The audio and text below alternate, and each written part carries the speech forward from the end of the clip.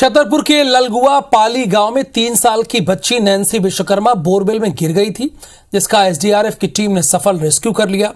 SDRF ने not तकनीक का इस्तेमाल कर बच्ची को सकुशल बाहर निकाल लिया। हालांकि बच्ची के मुंह, हाथ और घुटने में हल्की चोटें जरूर आई है। रेस्क्यू के बाद बच्ची को अस्पताल ले जाया गया, जहां डॉक्टर ने बच्ची को एकदम स्वस्थ बताया। हालांकि बच्ची के मुंह, हाथ और घुटनों में हल्की चोटें आई हैं। बच्ची के सफल रेस्क्यू से परिजन बेहद खुश हैं। और इस पूरे मामले में मां बाप का क्या कहना है नैन्सी के, वो आपको सुनाते हैं।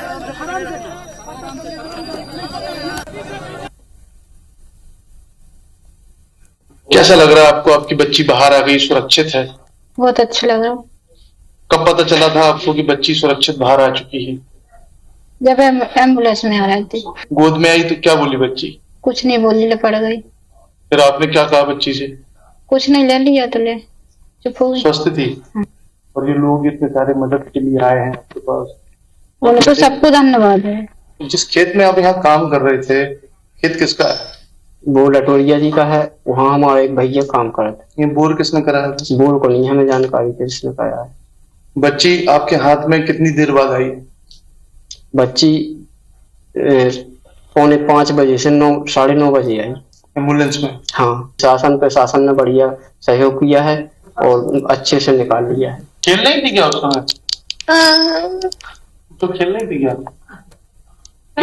एकदम से गिर गई थी? कहाँ से रही थी?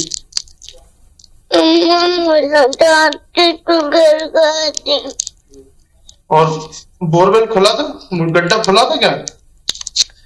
गड्ढा दिखाई दिया था? देखा था गड्ढा? चोट कहाँ लग गई तुम्हें? पैर में लगी है? और कहाँ लगी है? और मुंह में भी लगी है? कहाँ मुंह में है? इतने भी चोट है?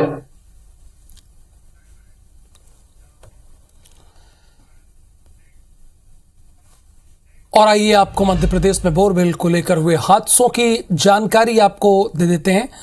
चूंकि छतरपुर के नारायणपुरा गांव में मासूम दीपेंद्र गिर गया था, जिसे करीब 7 घंटे बाद सफल रेस्क्यू करके बचाया गया। छतरपुर के दौनी गांव में ही मासूम दिव्यांशु को करीब 10 घंटे के सफल रेस्क्यू में बचाया गया। वहीं उज्जैन के जोगी खेड़ी गांव में मासूम देविका गिर गई, जिसे कुछ देर बाद ही निकाल लिया गया था, लेकिन मासूम को बचाया नहीं जा सका। इसी तरह निवाड़ी के सैदपुरा गांव में मासूम प्रहलाद बोरवेल में गिर गया। करीब 90 घंटे के रेस्क्यू के बाद मासूम को निकाला गया, लेकिन मासूम जिंदगी की जंग से हार गया। वहीं बैतूल के मांडवी गांव में बोरवेल में गिरे मासूम तन्मय को 85 घंटे के बाद रेस्क्यू के बाद बचाया नहीं जा सका।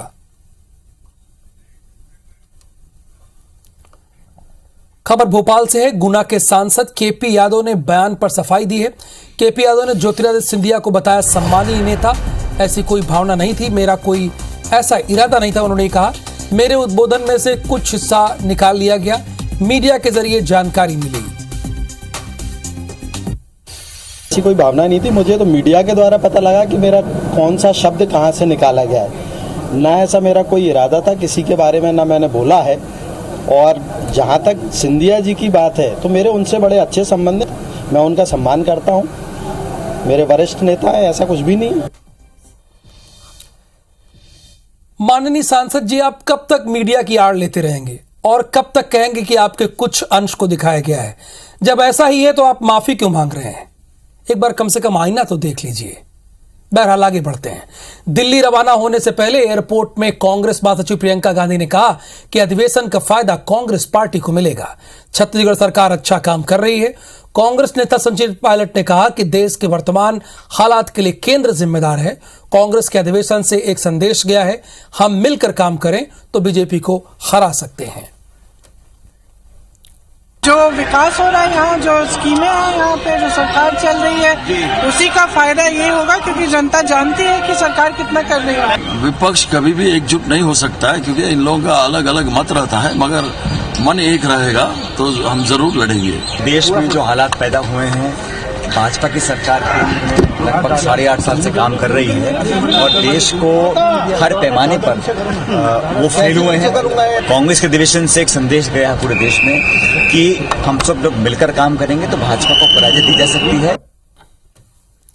इधर सीएम शिवराज सिंह चौहान सीहोर जिले के दौरे पर रहे। यहां बगतरा में सीएम ने प्रदेशव्यापी विकास यात्रा के समापन समारोह में शिरकत किया। इस दौरान सीएम ने बगतरा में 23,43,000 के पुलिस चौकी भवन का लोकार्पण किया। 1,30,000 लोगों का बीमा जिले में इस विकास यात्रा के अंतर्गत करवाने का काम हुआ है। भगवान न करे कभी घटना दुर्घटना हो तो जिंदगी बोझ ना बन जाए, परिवार को पैसा मिल जाए। तो विकास का महायज्ञ चल रहा है, ये पूरे प्रदेश में हमने प्रारंभ किया है। अपने क्षेत्र में भी चला, दूसरे क्षेत्रों में भी चला। भारत इस साल G20 की अध्यक्षता कर रहा है। इसी के तहत कई सम्मेलन भी आयोजित किए जा रहे हैं। रायपुर में IMY20 समिट का आयोजन किया गया। शांति और सुलह विषय को लेकर छात्रों से चर्चा की गई। हमको गर्व है अपने प्रधानमंत्री मोदी जी के ऊपर में कि जिन्होंने विश्व में जो शांति का संदेश दिया, आज उसके कारण G20 जो है हमको हमारे देश में है मिला, और उसी के तहत Y20 हो रहा है। युद्ध संवाद है और युवा भी चाहते हैं कि अब विध्वंस और युद्ध न होकर विकास की ओर आगे बढ़ा जाए। 23 देश से आए हुए युवक और सारे जिलों से आए हुए, उनको मान सम्मान दे के बहुत बढ़िया तरीके से मुझे लगता है कि किया गया। और यहाँ पे एक आदमी का मैंने आप श्रेय नहीं जाता है, ये सारे सभी लोगों को जाता है। बहुत बढ़िया कार्यक्रम हुआ। रायपुर में कांग्रेस के अधिवेशन में 2023-24 के चुनाव के लिए रोड मैप को लेकर पूर्व नेता प्रतिपक्ष धर्मलाल कौशिक ने निशाना साधा है। कांग्रेस के अधिवेशन से यदि हम कहेंगे तो छत्तीसगढ़ को कुछ खाली हाथ रहा। और जहां तक रोल मॉडल की बात कर रहे हैं 2024 को, पिछले 2 चुनाव में आपने देखा है कि पूरे हिंदुस्तान में कांग्रेस को जनता ने इस प्रकार नकारी है कि नेता प्रतिपक्ष के लायक भी नहीं छोड़े, और आने वाले 2024 में भी इनका रोल मॉडल चलने वाला नहीं है। अच्छा, ये बात सही भी है। 2014 से लेकर अब तक आधिकारिक तौर पर कोई भी देश में नेता प्रतिपक्ष के पद पर नहीं है। इधर मध्य प्रदेश के शहरी क्षेत्रों में अब कुत्ते, बिल्ली, गाय, बैल, भैंस और अन्य पशु पालने वालों को रजिस्ट्रेशन कराना अनिवार्य होगा। इसके लिए बाकायदा शुल्क भी लिया जाएगा। तो कुत्ते के लिए रजिस्ट्रेशन शुल्क 150 रुपए होगा और 50 रुपए गाय बैल के लिए होगा रजिस्ट्रेशन शुल्क। तो ये लगातार हम आपको ग्राफिक्स के जरिए से दिखा रहे हैं, किसे कितने पैसे देने होंगे वो आप देख सकते हैं।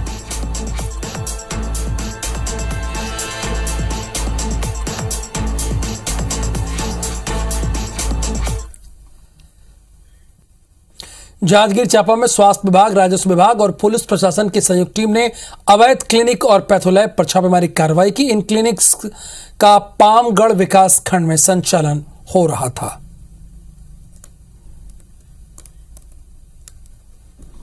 बेमेतरा के डीएवी मुख्यमंत्री पब्लिक स्कूल के 3 छात्रों ने जिले का नाम रोशन किया है। राष्ट्रीय खगोल विज्ञान और ओलंपियाड की परीक्षा में 3 छात्रों ने गोल्ड मेडल हासिल किए। योगेश चंद्राकर, पुष्पिकेश्वर निर्मलकर और विनय चंद्राकर का चयन ओलंपियाड के अगले चरण के लिए हुआ है। परीक्षा दिया और मेरे माता पिता के आशीर्वाद से और गुरुजन के आशीर्वाद से और प्रिंसिपल सर ने भी सहयोग किया। इस तरह से मैंने परीक्षा दिलाया और प्रथम आया, फिर गोल्ड मेडल मिला। हमने एक नासा ओलंपियाड पेपर दिलाया जिसमें हमारे स्कूल के बच्चों ने बढ़ चढ़कर हिस्सा लिया। 60 बच्चों ने हिस्सा लिया, जिसमें से 3 बच्चों का गोल्ड मेडल हुआ। हमारे बच्चों ने वास्तव में सर डीएवी मुख्यमंत्री पब्लिक स्कूल जानता कि इन बच्चों ने बढ़ चढ़कर इस जो ओलंपियाड परीक्षा में हिस्सा लिए, जिसमें से 21 बच्चों ने राष्ट्रीय और राज्य स्तरीय रैंक में हासिल किए हैं और 3 बच्चों ने तो गोल्ड मेडल लाए हैं और द्वितीय चरण पास किए हैं। और अगर इसमें सर ये लोग सिलेक्शन होते हैं तो इनको नासा, जर्मनी और अमेरिका जाने का मौका मिलेगा। सर बहुत खुशी की बात हवा कि मोर लड़का हाथ ना अच्छा से गोल्ड मेडल मिले हवा, और प्रिंसिपल सर के और बाकी सब सर मन के बहुत सहयोग है। मेम मन के जेन आज डीएवी स्कूल में बहुत अच्छा पढ़ाई होता हवा। हम नासा जानत नहीं रहे हैं, लेकिन आज प्रिंसिपल सर के इच्छा से मतलब बहुत ही कामयाबी मिले हवा। रानी दुर्गावती यूनिवर्सिटी अपनी छवि सुधारने के लिए अब नैक यानी national assessment and accreditation council की टीम से ग्रेडिंग कराने की तैयारी कर रहा है। दरअसल 7 साल का लंबा वक्त गुजर जाने के बाद रानी दुर्गावती विश्वविद्यालय प्रबंधन ने नैक टीम के लिए आवेदन किया है। ये हमारे जो नैक के हमारे 7 क्राइटेरिया हैं, हमें अपना SSR अभी सबमिट करना है, तो उसी की तैयारियां थी। उसमें जो विभिन्न समितियां बनी हुई हैं, उनके कोऑर्डिनेटर और जो उनके सहायक सहयोगी व्यक्ति हैं, उनके लिए हम लोगों ने कमेटी करा रहे हैं। हमारा पूरा प्रयास रहेगा कि रानी दुर्गावती विश्वविद्यालय का जो नैक का ग्रेड का स्तर है उसको हम सुधारें और अच्छे से अच्छा हम इसमें परिणाम दे सकें। अक्टूबर 2022 में सरकार ने भूस्वामी अधिकार के लिए प्रस्ताव जारी किया, जिसके तहत 20 से ज्यादा भूस्वामी अधिकार प्राप्त पट्टाधारी अपनी जमीन का स्वतंत्र रूप से कुछ भी कर सकता है, लेकिन आज तक संबंधित आदेश का क्रियान्वयन नहीं हो रहा है। सरकार इस विषय को लेकर भी गंभीर है। मैं आपको बड़े भरोसे से विश्वास दिलाना चाहता हूं कि विधानसभा में भी ये विषय को लेकर बहस हुआ, संवाद हुआ और ये पारित भी हुआ। का पालन होना चाहिए और कांकेर जिले में इस प्रतिबंध को हटाया जाना चाहिए ताकि हमारे किसानों को इसका फायदा मिले, ताकि वो भी अपना जमीन का खरीदी बिक्री कर अन्य कहीं पे भी अपना व्यवसाय चालू कर सकता है। हम चाहते हैं, प्रशासन से ये चाहते हैं कि हमारे यहाँ भी इस चीज़ को हटाया जाए और इसको लागू किया जाए कि हम अपना 20-25 का भूस्वामी जमीन को बेच सके, खरीद सके। करते कि जो हमारा जो बंद पड़ा हुआ है तो वो भाई उसको चालू कर दिया जाए। बलरामपुर के राजपुर में संचालित ITI कॉलेज में मेथानिन का प्रशिक्षण कार्यक्रम में डायरिया फैल गया है। पिछले 1 हफ्ते में मेथानिन के प्रशिक्षण कार्यक्रम चालू हैं, ऐसे में लगातार भोजन और नाश्ते को लेकर आरोप प्रत्यारोप लग रहे हैं। होली नजदीक है, रंगों से बाजार सजना चालू हो गया है। महासमुंद में इस वर्ष होली में साग भाजी, हल्दी और पलास के फूलों से बने गुलाल में मिलेंगे। स्वयं सहायता महिला समूह की महिलाएं साग भाजी से हर्बल गुलाल बना रही। बागबहारा विकास खंड के ग्राम डोकरपाली की 11 महिलाओं का समूह गुलाल बना रहा है। मेरे स्व सहायता समूह का नाम जय माता दी स्व सहायता समूह है। हर्बल मतलब इसमें कोई केमिकल नहीं होता है। इसमें हम लोग लाल भाजी लेते हैं, लाल भाजी से तो लाल कलर का बनते हैं, पलास का लेते हैं उससे ऑरेंज कलर का बनता है, और ये है कुमड़ा भाजी है, मखना भाजी है, पालक भाजी है, इससे हम हरा कलर का जो बाड़ी है, घर का हर्बल है, पाउडर है, सब हम उसको बनाते हैं और उनके सामने में हम उसको ना खा कर भी दिखाए, ये कोई नुकसान नहीं है। अगर बच्चे भी खेल रहे हैं, कूद रहे हैं, खा रहे हैं, पी रहे हैं, कान में चला गया, मुंह में चला गया, उससे कोई नुकसान नहीं। तो भी बोलूंगी कि घर बैठे ये काम कर सकते हैं, जिनको ज्यादा जरूरत है, आर्थिक तंगी से जूझ रहे हैं, वो कर सकते हैं। ये काम बहुत कम लागत में होता है, बहुत ज्यादा फायदा है इसमें। और इनका हर्बल गुलाल हम लोगों ने प्रचार प्रसार किया अपने शासकीय विभागों में, हम लोगों ने गिफ्ट के तौर पे भी दिए थे, फिर ऑर्डर आने लगे जिससे खरीदना भी चालू किए, सभी विभाग में गया था। ये बागबहारा विकास खंड के डोगरपाली गांव के महिलाओं ने